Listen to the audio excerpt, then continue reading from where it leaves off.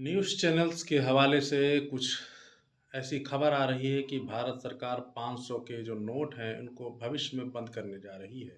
अब भविष्य में बंद करने का मतलब है महज़ 1 साल के अंदर-अंदर 500 के नोट मार्केट से पूरी तरीके से गायब हो जाएँगे। आरबीआई ने 500 के नए नोट की छपाई करना बंद कर दिया है और एटीएम मशीनों में जो 500 के नोट थे, उनकी जो उपलब्धि है, उसको 25% तक कर दिया है। 75% 100-200 के नोट ही निकल रहे हैं।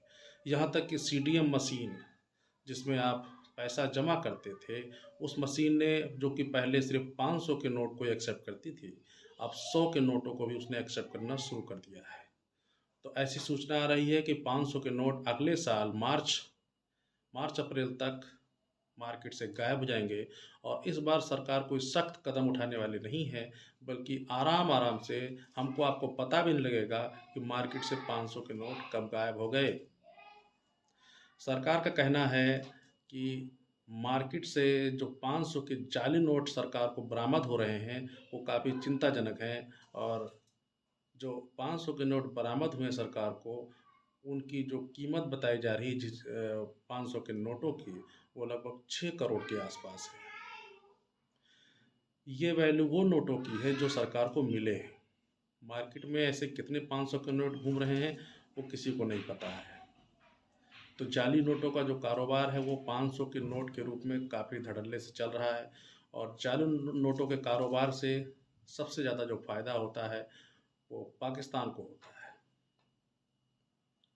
इस प्रकार से सरकार जाली नोटों के कारोबार को भी विराम लगाएगी, प्रयास करेगी उसका और भ्रष्टाचार कुछ हद तक और कम हो जाएगा।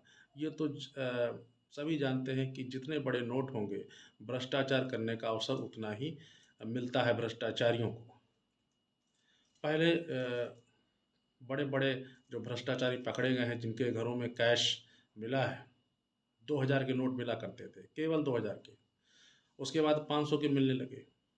2000 के नोट, 500 के नोट जो है इनको चूँकि कम जगह लगती है, ज़्यादा रकम जमा हो जाती है, तो भ्रष्टाचार करना आसान था। लेकिन जब 100-200 के नोट अवेलेबल होंगे, तो कैश जमा करने के लिए आदमी को एक बार सोचना पड़ेगा। दूसरी बात ये है कि बड़े-बड़े देशों में जो विकसित राष्ट्र हैं, उनके यहाँ भी बड़े नोटों का चलन कम से कम है। बड़े नोटों का चलन छोटे देशों में है, जिनकी करेंसी बहुत अ, कम वैल्यू की मानी जाती है। बाकी अमेरिका में $100 से ज़्यादा के नोट नहीं हैं।